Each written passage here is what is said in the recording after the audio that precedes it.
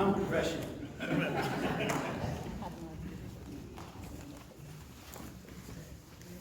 You hear me? Oh, yeah. Thank you. Good.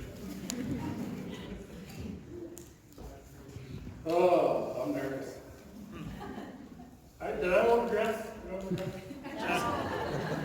Look good. The best colors in the world right here. How's everybody doing? Like all this white stuff? No. You know me, I'm loving it. We need about 8, 10 more feet. So, I've been wanting to do this for a while. I actually talked to Shar Green about, 2-3 years ago in your store. I stopped by there and talked to her. And it's been on my mind for a while. I actually had surgery over the summer. I was off, and I felt God telling me it's time. So that's one of the major reasons, if not the reason I'm doing this. First, I'd like to thank God. He's made me who I am today in His glory, and has given me the stage to share my experiences with you today. Also, I'd like to thank Pastor Jason, Pastor Stephen, wherever you are, and Pastor Sarah for giving me the time during church service to kind of steal the spotlight. You might be asking yourself, why am I giving my testimony? You probably all think you know me. How many in here people think you know me other than my family? Oh, really? We'll see. We'll see. So, it's been a long road for me. Most everybody in here know me as Jay. That's not my name. I mean, kind of, sort of. But it was given to me when we moved here from Ohio by Bonnie's mom and dad, because they must have thought Jeremiah was just too long. I don't know. I went with it. My full government name is Jeremiah Philip Johnson. I was born December 7th, 1977. Anybody know what day that is? Pearl Harbor Day. Very good. And I was born in a town of about 5,500 people in Kenton, Ohio. It's roughly the size of Wadena, I would say. I was born to my mom Cindy and my dad Ron. My dad's here today. It's been different, but I wouldn't change it for nothing. I'm assuming the first few years of my life were normal, but I was so young that I didn't obviously know what was going on. When I was 3, my mom and dad decided to separate and get a divorce. However, I do remember not seeing my dad for quite some time. 2 years to be exact. That was pretty hard. I don't remember a lot of it, but because I was so young, but I do remember not seeing him, like not every day, like Boston and man, you get to see me or something like that. It was just, that's how it was. I didn't know if this was because he was angry and he kind of needed to be away and not see me for a while just because of the hard time. And I didn't know if at this point he just wanted to kind of figure out his life at that point in time. Later in my 30s, which was just like 2 years ago, I actually sat down with my dad. I took a trip back home to Ohio just to spend an entire week with my dad. And we actually sat down.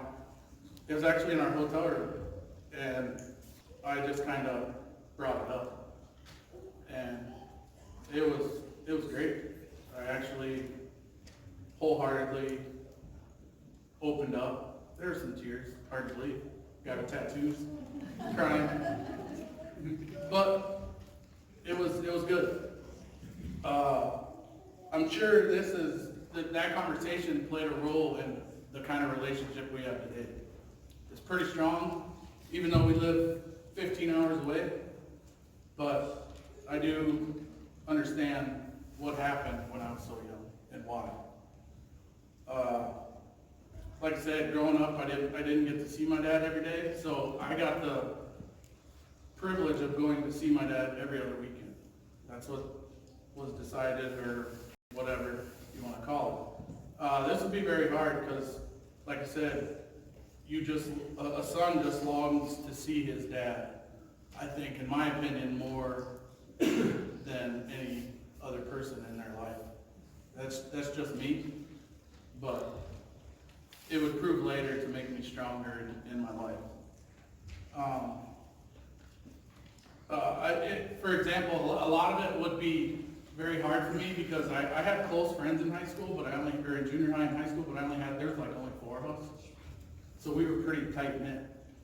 And when you'd go to their house and you'd see their mom and dad and whatnot, whether they were divorced or not, it doesn't matter. They got to see their dad every day. I didn't have that. So it was kind of hard at times, but I was so busy with things that didn't really hit me really hard until later in life. To my dad, I can't change the pain that you had when you couldn't see me. But we can make memories in the future.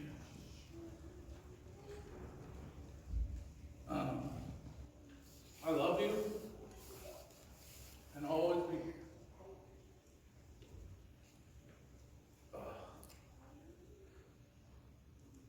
Okay, that's enough.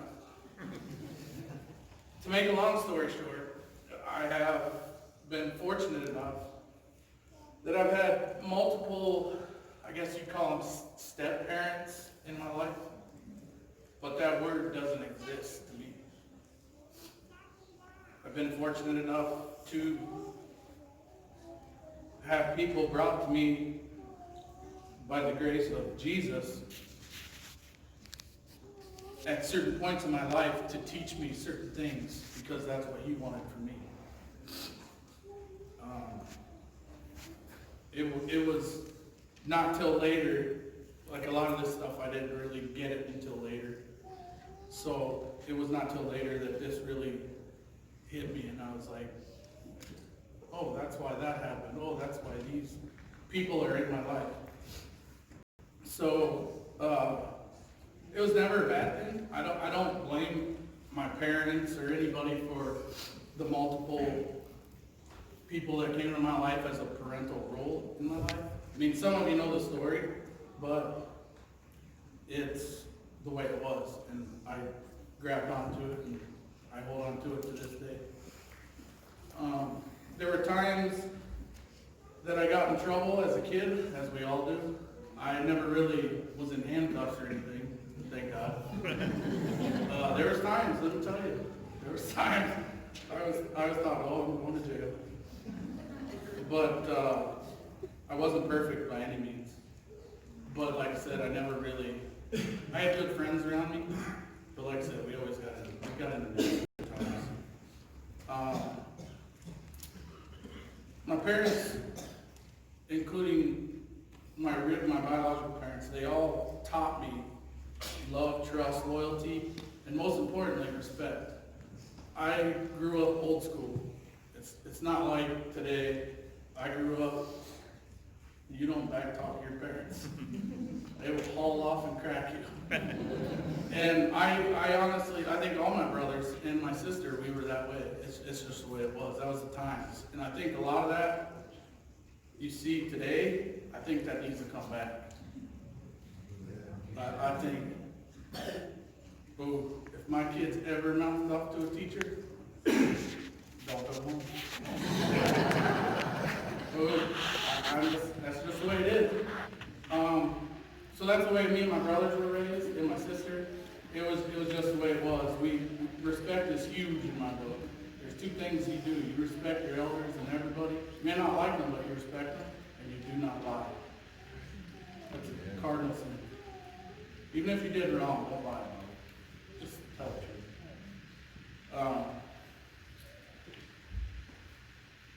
I think they taught me these lessons, and they had God by their side to teach me these lessons, even if they didn't know it. I honestly believe that these values are part of, I'd say 90% of who I am today. And I take that with me every day. I take it to work, I take it here to church, I take it, a friend's house. I may not like it at times, but I try not to be someone I'm not. I try not to have the candle in the room where there's two of me, multiple candles. So, there's many situations through these marriages, but the first and foremost ones that I cherish are like I said, my 4 brothers and my sister. I'm grateful to Jesus for putting them into my life. I love my brothers and my sisters. I miss them. But on the other hand, when you grow up in Ohio, you fall in love with sports. I don't know if anybody knows, but I'm a huge Buckeye fan. It's just the way it is. There's members of my family that are Michigan fans. I won't mention any names. Laura. But I love the Buckeyes, and early in life, I always wanted to be I wanted to play for the Buckeyes, the Ohio State Buckeyes. But God was very firm saying, that's not going to happen. So later, in high school, my high school was a decent size. You could probably fit 2 Berthas inside my high school. There was that many people. And in high school, I had no idea after graduation what I wanted to do.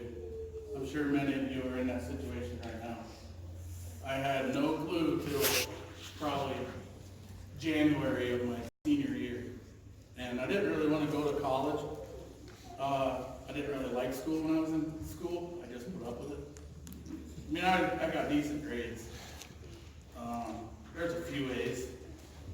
But when that time came calling and all my friends were going to colleges and stuff like that, I didn't really want to go. My parents weren't going to pay for it, and I didn't expect them to. I wanted to earn my way. So I took a leap, and I kind of thought, what if I go to the military? And in my opinion, and I got this from my grandpa, when you graduate high school, it's just my opinion, you, no matter what, should do at least 2 years in one of the military services. That's my opinion. Then you can go on to college. I went to college in my 30s. I graduated with associates and a bachelor's. You didn't think I was that smart, did you? Bought and paid for it. Still paying for it. But I hold the military really close to my heart. I had friends, like I said, that went to colleges, and it just wasn't for me. I chose a different path. So in March of 1997, I enlisted in my opinion, the baddest naval force on the water today. I enlisted in the United States Navy. Military's always been in my blood. My grandpa Johnson was in the Navy in World War II, stationed in Okinawa, Japan. My Uncle Bush, my dad's brother, was in the Navy too. He was in Vietnam. And my dad was in the Marine Corps. He kind of slid off. I wanted to be a Marine too, so I can't say much. And he was stationed in Guantanamo Bay, Cuba. I don't think my decision to go to the military just happened by coincidence. I think Jesus was very part of it, even though at that time I didn't really know God. I didn't grow up in the church. And I'll get more to that later. When I went to tell my step-dad and my mom my decision, I just kind of got like negativity. So I wasn't going to change my decision. It is what it is. So then I drove, 12 miles or something, to my dad's house, and I told him and Laura, my mom, and the first thing that he did, he didn't say a word. He stood up and shook my hand. And at first I was like, cool, man, my dad approves. Later, that meant a ton to me. That was a sign of respect that I was telling you about. So that was nice. I graduated high school, like I said, in '97. of May, and September 4th, 1997, I stepped off that bus in Chicago, Illinois, boot camp. Boy, was I in for a rude awakening. And I'm not afraid to say it. That first night, I cried like a baby. I just want to go home. But once you sign that dotted line, you're no longer a civilian. You're government property. So it was a wake-up call. After boot camp, I graduated boot camp in December. I came home for 15 days, and before you leave boot camp, they give you your orders. My orders were to USS Whidbey Island Station in Virginia Beach, Virginia. All I seen on there was Virginia Beach, Virginia. I was like, this is cool. So it was neat. I had never been there on vacations or whatever, but that's where my ship was. That's where my orders were. And the time on that ship was the best time of my life, ever. I reported there as 19 years old, and I did my 4 years. Little did I know that Jesus played a part in that too, because he put my soulmate there.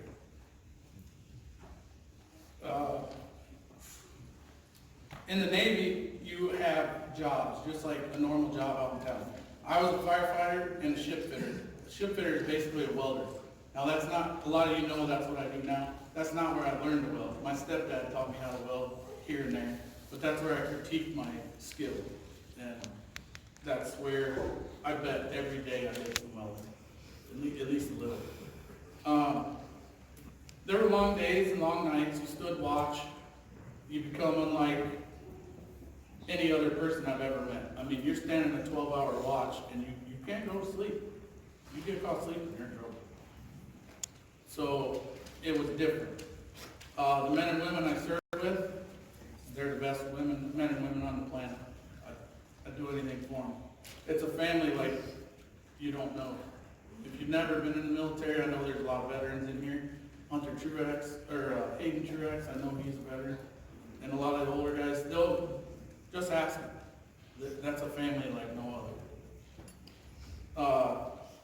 As I said before, God put my soulmate on that ship. At the time, I had no clue that this was not the plan. Let me tell you that. I did not plan on meeting my wife, future wife, on that ship. Bonnie Beach worked in the ship's office. I remember it pretty good. She was honestly the most beautiful woman I had ever seen. It became my mission to meet her. With the help of Jesus, I finally got the nerve to ask her out. I think I asked him 5-6 times if that's what I was supposed to do. The plan worked, I guess. Went on a few dates, went to the movies, went out to eat. Been together ever since. I can honestly stand before you today, right now, and tell you that God sent her to me. He made her for me. Like I said before, I never was really in any trouble, but I didn't really care for the direction I was going down. The road, I guess you'd call it. I was doing a lot of partying. I was doing a lot of drinking. And I've never done drugs in my life. That just didn't turn me on, I guess. But the alcohol, there was days I would go to work and I had no clue where I was. I was just drunk all the time. That went on for about a year, but when she came into my life, that all stopped first. I still can't figure it out to this day. It just quit. But I didn't. I'd have an occasional beer here and there, like if we went out to eat or something, but she showed me new direction. She gave my soul, through Jesus, a new life, helping me learn about Jesus and life. Like I said, I didn't grow up in the church. I went to maybe a few Sunday school classes here and there as a kid, but it was one of them situations where mom drops you off, she goes home, she comes back in an hour, picks you up or whatever it was, half hour, and you go home. But I will tell you, I think it was like a 3rd or 4th date, Bonnie made it blatantly clear that if you're going to be with me, you're going to church. I was good at taking orders at that time. So I was like, yes, ma'am. And it actually helped me because it was actually neat for me. I like to learn. Like I like history, I like science and all that. And it was new to me because I didn't know nothing about it. And I still learn from Jason every week. I still learn from Steve, and I still learn from everybody in there. Sarah. So, as y'all know, I don't like to argue. So I just said, okay.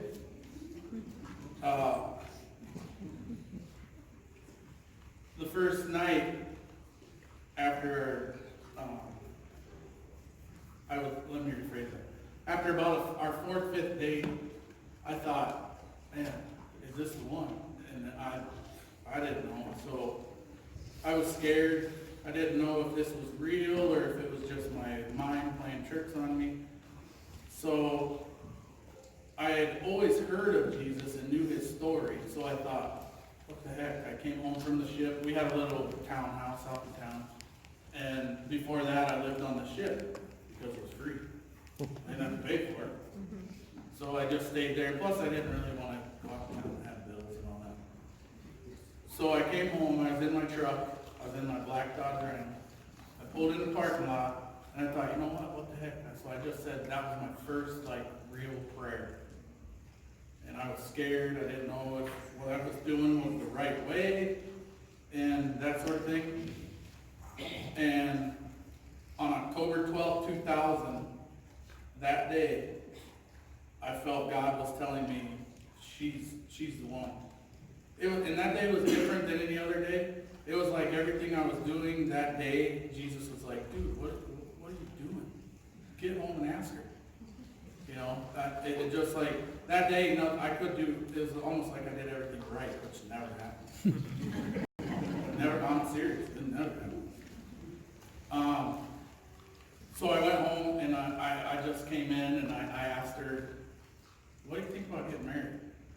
And she was kind of caught off guard. And I just said, will you marry me? And she looked at me, you know what she told me? Shut up. And I was like, it's not the response I would like. And I pulled out the ring, and then I think she knew I was serious. And that, like I said before, that was not the plan. The plan was for me to go in, do my 4 years, and come home. There was no woman in that plan. But it worked out great. We decided to get married right away just because she came in before me, and so that meant she was going to discharge or re-enlist before me. So either we were going to be apart one way or the other. And it was just, it was God that kept us together. I can honestly say that. I had orders to Hawaii, and I decided to get out. Like I said, I'm not smart. That was stupid. But I'm very grateful everything worked out because she had orders to the Pentagon. She would have been there September 11th. So we don't know what would have happened there, but I believe it was all God. In 2002, we moved to Minnesota, and I can honestly say that I love it here. You get all 4 seasons: winter, fall, summer, winter and summer, spring. It's nice. And it's a good place to call home. I love raising my kids here. Don't get me wrong, Ohio would be great too. It actually probably better. But in 2004, we decided to expand our family. On October 5th, God gave us our first child, Madison Cecilia Johnson. And she was perfect. She came out, it was awesome.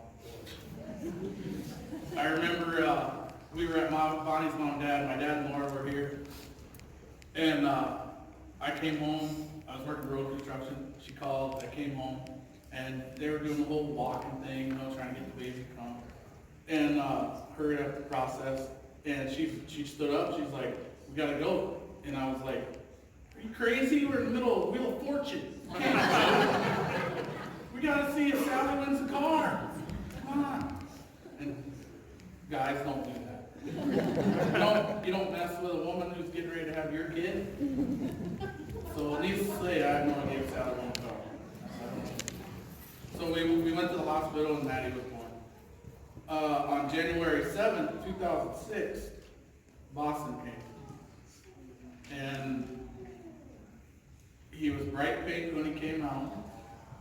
And he was very cuddly. Like, Bonnie picked him up. He was like any other baby. You know, they cry and they come out and all that. And as soon as she picked him up, he quit crying. I was like, this is pretty cool. He'll sleep through the night. Our family was right where we wanted it to be. Now I'd like to move on to a very important topic in my life. In 2016, I was diagnosed bipolar depression. I had no clue what this disease was. I just didn't believe it. I was in denial. I didn't want to deal with it. It took me a while talking with Bonnie and praying. This disease is real. The only thing I really knew about it was that I had heard like people say if you have it, you're like a freak or a psycho. That's not true at all. You can't help it. Like I said, it's a disease. With the help of Jesus in my life and very good doctors and specialists, they helped me learn about the disease and kind of get a hold of it. Because like I said, I didn't want to deal with it. I just figured I'm an angry dude. I didn't want to do nothing with it. There's many different types of depression and different ways that people act to it.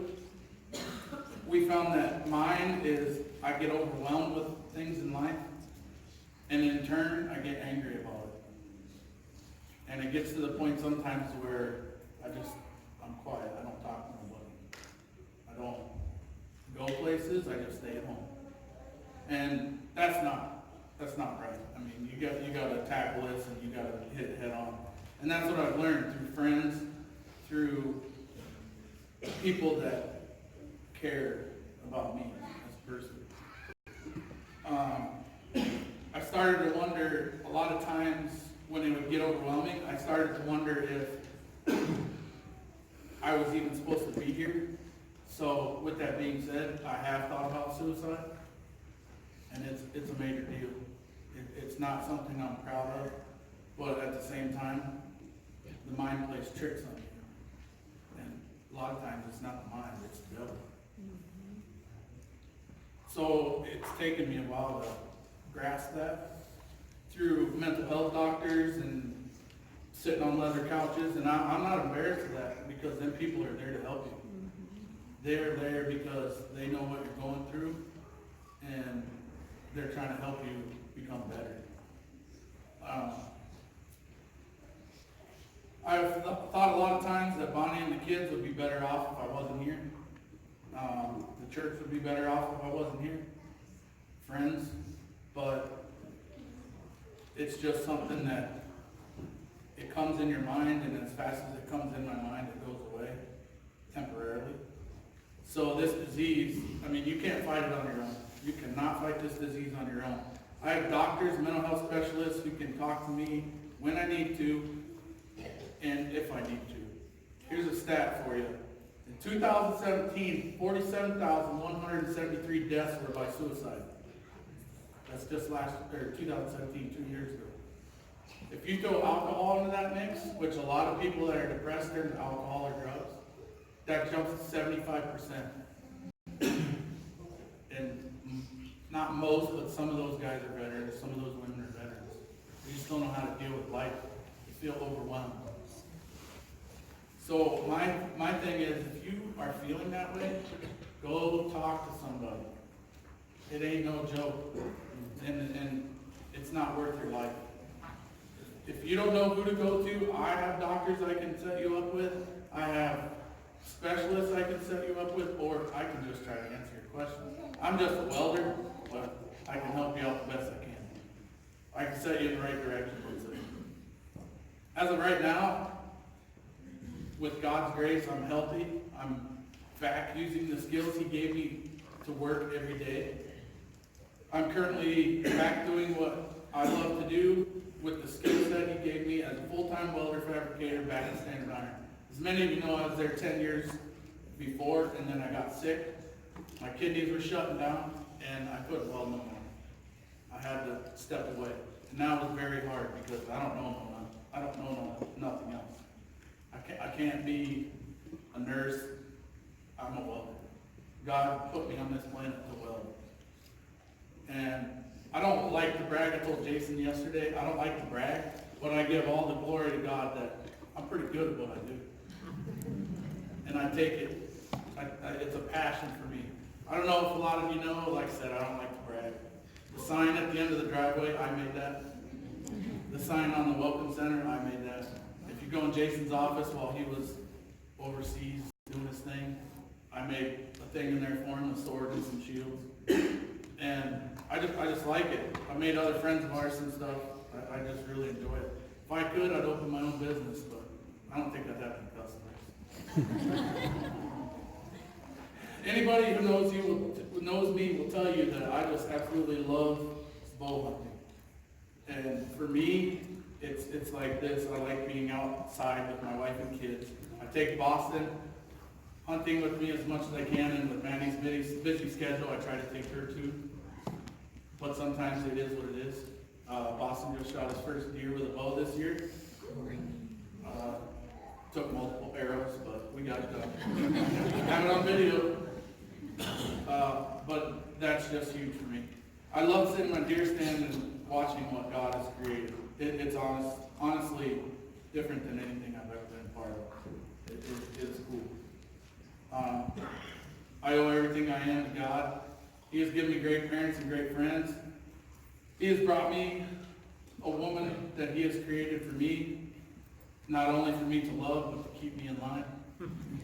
She's a hard worker. It was no coincidence that we were on the same ship. I'll say that every day. He has given me two great children that are everything a dad could want. I love them and would do anything for them. God has given me a career that I enjoy every day. I love building things out of metal and working with my hands. Am I good at it? Like I said, I think I'm the best, but you got to have that confidence in anything you do. You just have to. I can honestly say when I get up every day, I love going to work. I don't love the people necessarily, but I love going to work. The difference in me saying that I'm the best at what I do for a living is because I'm not afraid to give all the glory to God. I wouldn't have that skill set without Him. You just don't pick it up and learn it and say, oh, I'm the best because I'm the best. No, God gave you that skill set, whatever it may be. Whether it's motocross racing, whether it's running back, whatever it is, you have that skill set because He gave it to you. He's always been there for me, even when I didn't have a dad for a couple years, even when I was defending this country, even when I was diagnosed bipolar, and even when they told me my kidneys were shutting down and I didn't have long to live. Jesus has always had my back. As a called military, He had my six all the time. He was never gone. Even when I didn't think He was there. Right now, I'd like to say thanks to a couple people. Now, this is going to be hard, I'm going to tell you. I'm pretty emotional, as you already see. First and foremost, I'd like to thank God. He made everything in this world that we get to see and enjoy, and thought to make me a little boy from Kenton, Ohio. I love Him and praise Him for everything I've ever done. I know they're not here today, but I tried to get Dave Sigler here, and he's going to get it when I see him. They couldn't make it because they have family at their house and plus the weather. I guess Fargo got it by far worse than we did. So I'll forgive him, even though he's a Marine. He's my brother. We hit it off, I think, when we were introduced by Jason and Karen, because we were both prior military. And like I said before, that's a bond that you cannot break. You have a big bond with your family, but the family you have because you're military or prior military, though, to put it in perspective, you take a bullet for them. And then sometimes that's real. So I want to thank Dave. He'll always be my brother, and in a couple days we'll be in Colorado together hunting elk. I can't wait. And I just want to tell him if he was here that I love him.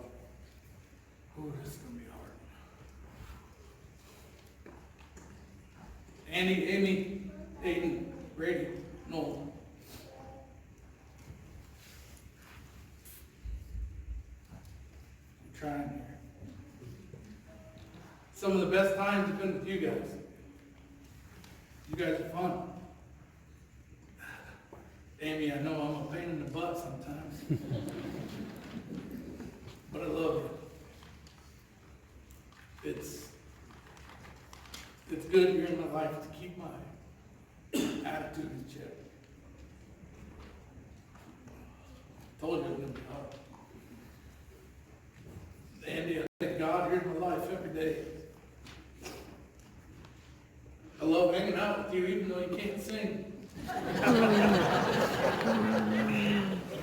Makes long road trips interesting, let me tell you. This man knows every song on the radio. From Green Day to Two-Step. I tell everybody, you're one of my best friends. Love watching the Vikings, even though I'm a Browns fan. Let's not tell nobody that. But you're a big part of my life. Chris and Lynn, Jason, Karen, Mike and Becca, Sam and Eric, Mike and Liz. You guys have all been a big part of my life. I never would have thought I would have such great people in my life. Love hanging out with you guys around the fire. Or if we go camping. Ain't that right, Jason? I hear he's got a tent for sale, by the way. I look forward to many more memories in the future.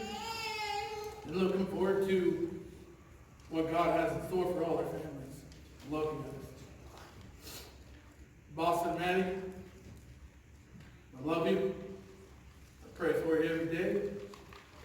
I will always be there for you. I look forward to many great times together. Dad Moore, what can I say? There's been a lot of tough times. I remember when we came to you, told you we were going to get a divorce.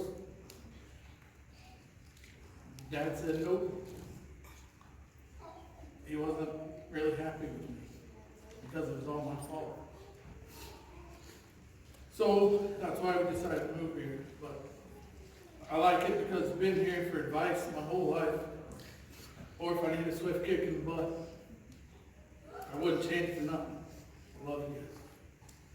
Last and certainly not least, I'd like to call my beautiful wife up on stage. Do me the honor, please come on through. Double time, let's go.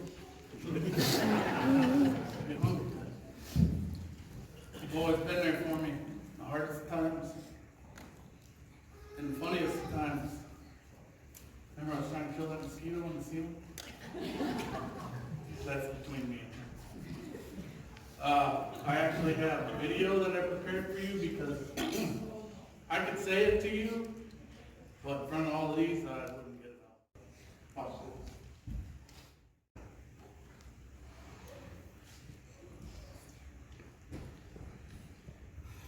Hey everybody. Hey honey.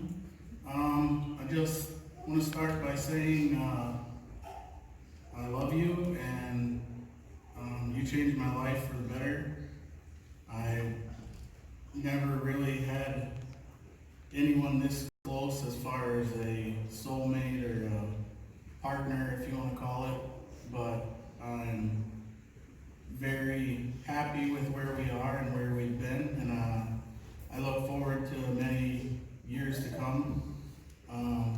I didn't grow up in the church, obviously you know this, and some of our closest friends know this, but it was weird for me at first, but I've learned to actually enjoy it, and every week I look forward to the end of the week so we can go to church and worship, and I like the learning aspect of it because, like I said, I didn't grow up in the church, so it's all still relatively new to me. But you changed that in my life, and I'm very grateful for that. I love you with all my heart, and you've been my best friend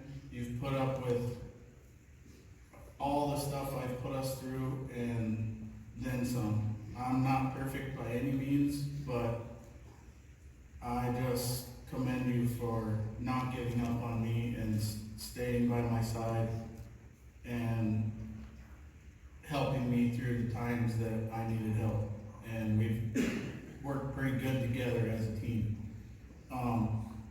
It's hard at times for me to open up, and I would do this face to face, but I would probably not get many words out because I'd be very emotional. So this is the only way I knew how to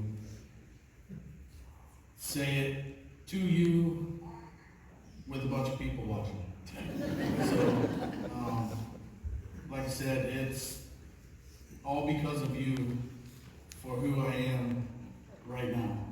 It's you helping me to see things differently. It's you helping me to look at things from other people's perspective, and I'm very grateful for that. I love you. You mean the world to me. I'd do anything for you.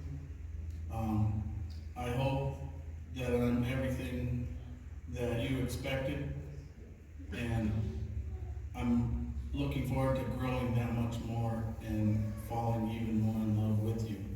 So, with that being said, as you can see, everybody, I'm doing this in my car because I'm at work and Bonnie wasn't supposed to know about this, and this was the only spot I knew that she wouldn't find me here.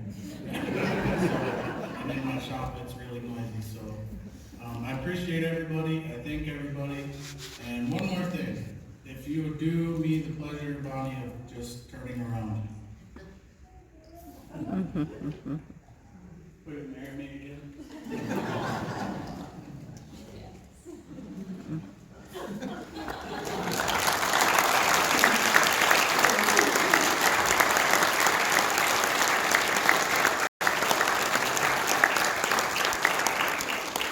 Thanks everybody for putting up with my emotionalness. Like I said, thanks Jason for all your help. Yeah, that's good.